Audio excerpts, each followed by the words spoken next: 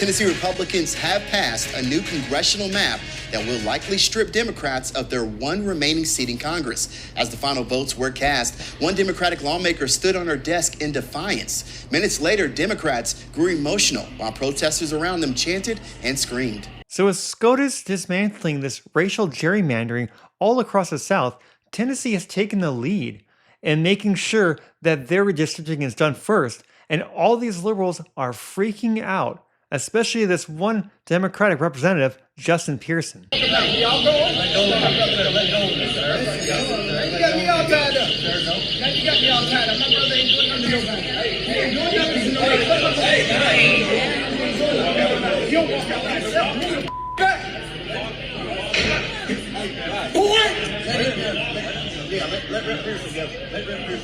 wrong with you?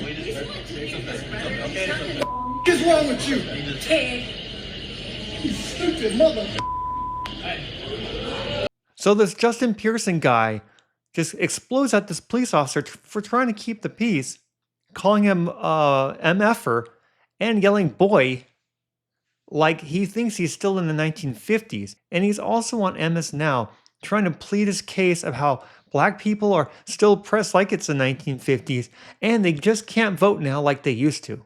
What we saw yesterday in the state of Tennessee was a political lynching. It is very much an era of...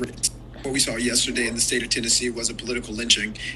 What we saw yesterday in the state of Tennessee was a political lynching. It is very much an era of retribution that we are entering into in the United States of America across the South, where 12 to 20 United States House seats that are black majority are at risk of being taken away, and nearly 200 seats for state House members and state Senate members are likely to be taken away by the rise of white supremacy and its attempt to solidify its power on behalf of the biggest white supremacist in the United States of America, which is the President of the United States. I was expelled and my other black colleague was expelled from the Tennessee General Assembly standing up against gun violence, while our white colleague was not. That's not accidental or coincidental. This is a part of who the Tennessee General Assembly is. But in this particular moment, we all have to stand up, speak up, and fight back from whatever positions we have in every part of this country. At the State House, in the governor's mansions, we need to be advocating and fighting and resisting, because what just happened in Tennessee was the largest and the most swift disenfranchisement of black people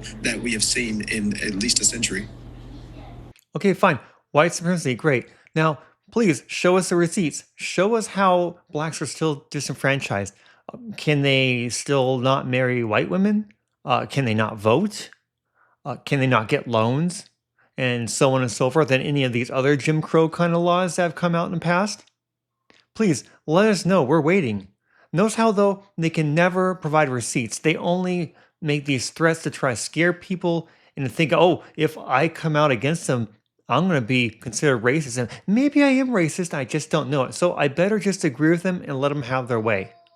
Also, these lines are being redrawn because they're discriminatory in the first place. Yeah, back in that day, they had a purpose because blacks didn't have the same rights that they do now, but we're in a different era. But according to Representative Pearson here, we're still very much in the 1950s, and it sounds like he just wants to keep it that way. And one more thing, I'm pretty sure the quote-unquote white supremacist in the Oval Office has done a lot more for black people than this guy has. All he seems to be wanting to do is to keep people victims, and when you're a victim, you can never ever get any advantage in life.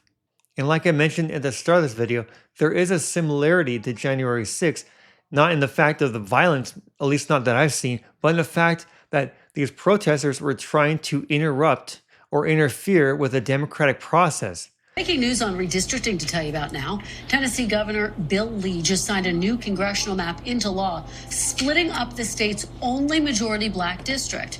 The move carves up the Memphis-based district held by longtime Democratic Congressman Steve Cohen into 3 districts, spreading those Democratic voters over multiple districts and putting Republicans in a position to gain a seat in November's election.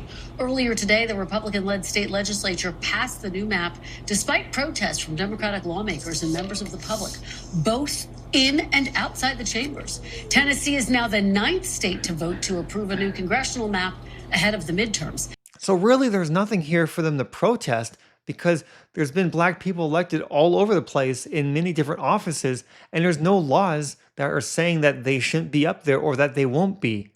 So they're really just assuming that because some people who are losing their seats because they happen to be black, there must be racism, right? People with this victim 1950s mentality, like this Pearson guy, this is what they're going to think. However, as I understand it, there's already some people, there's some candidates that might be going in to replace the black people that are no longer there, the black Democrats. They might be black Republicans coming in there.